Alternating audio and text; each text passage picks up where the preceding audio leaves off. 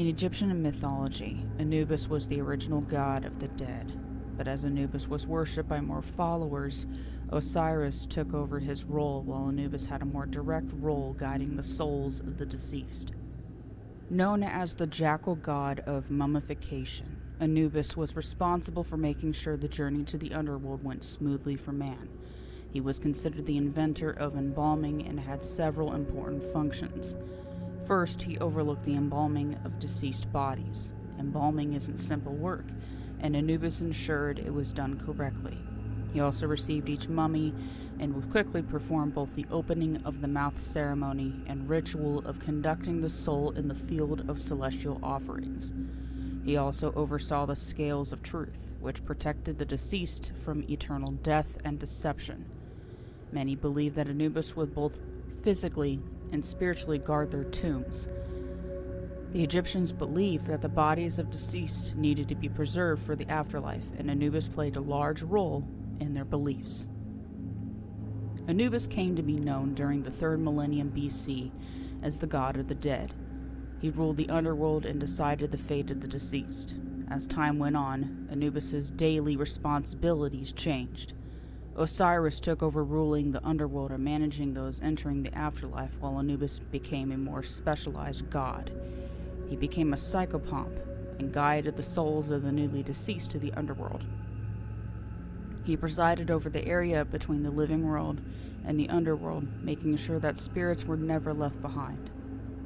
As one of the most famous Egyptian gods, there are many stories surrounding Anubis. Here are a couple, one about his birth and the other about his role in Egyptian mythology.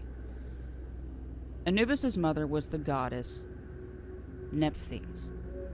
She tricked her brother Osiris into fathering the child. Her husband Set was furious about the affair and vowed to kill the child as soon as he was born. Nephthys did what she had to protect Anubis and hid him in marshes near the Nile River. Isis, Osiris' wife, found the baby and raised him as her own. Once Anubis was grown, he repaid Isis by protecting her. Osiris took Anubis with him on many adventures. When Set murdered Osiris as revenge for having relations with his wife, he separated Osiris' body into several pieces and scattered them throughout the land.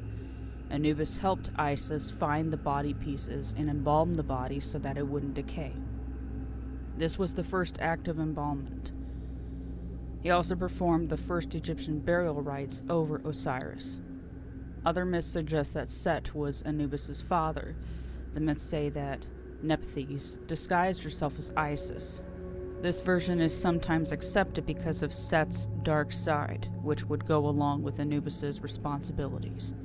Yet another version claims that Anubis was the son of Ra and Nephthys. This was the earliest explanation, but it is now mostly accepted that Nephthys and Osiris were Anubis' biological parents. Anubis had several roles as the god of death. He was the guardian of the scales, which gave him the power to decide the fate of souls. He would weigh the heart of the deceased against the weight of a feather. The feather symbolized truth. If the scale tipped in favor of the heart, the person would be consumed by a female demon named Amit.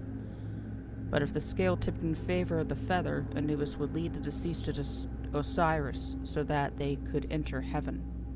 Anubis oversaw embalming and mummification. His daughter, Khebichet, would often assist him during the mummification process. Ancient Egyptians would cover the bodies of their dead with herbs and plants because they believed Anubis would sniff the bodies before mummifying them. Anubis also performed the opening of the mouth ceremony, which would allow the deceased to be able to talk and eat in the afterlife. Another role of Anubis can still be seen today. He was responsible for protecting the dead. Many prayers to the god have been found carved into tombs. This would eventually fall under Osiris's responsibilities, but many believe that Anubis still protected the dead after the transition of power. Anubis was the son of Osiris and Nephthys. His consort was Anput, and together they had Khebichet, and, according to some myths, Amut. In artistic representations, Anubis is portrayed as half jackal and half man. He is usually holding the divine scepter. Sometimes he is shown as a black jackal, or other times as a dog next to Isis. His symbol is usually included in his pictures, a black and white ox hide covered in blood hanging from a pole. Historians do not know the meaning behind this symbol. There are many symbols associated with Anubis, more than most gods. First, as previously mentioned, the ox hide hanging from the pole as his main symbol, though no one knows what it means. The other main symbol he is associated with is the jackal. Jackals are known to stay near tombs and graves, which is one of the reasons the Egyptians began to make tombs. Anubis is also associated with embalming equipment, as he is credited with inventing the technique.